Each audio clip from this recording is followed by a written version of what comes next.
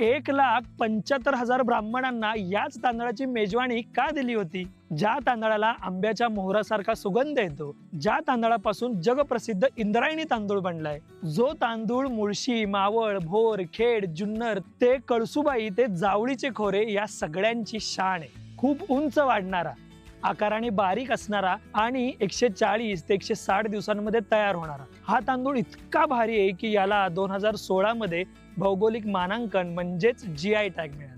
प्रत्येक बालकाच्या आयुष्यातील पहिला घास म्हणजे हा तांदूळ. या तांदळाशिवाय वरण भात, भाताची पेज, मेथकूट भात, दही भात बनूच शकत नाही. हळूहळू नामशेष होत चाललेला पण परदेशात प्रचंड मागणी होत असलेला आणि महाराष्ट्राची शान असलेला आंबेमोहोर तांदूळ. आणि म्हणूनच की काय 200 वर्षापूर्वी म्हणजेच 1809 साली खुद्द बाजीराव पेशव्यांनी 1,75,000 ब्राह्मणांना या तांदळाची मेजवानी दिली होती.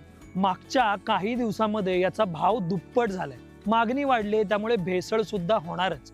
म्हणून आम्ही PIP ॲग्रो नगर, कोल्हापूर आणि मावळ भागातील शेतकऱ्यांसोबत काम करून असाच अस्सल सुगंधी आंबेमोहोर तुमच्यासाठी घेऊन आलो.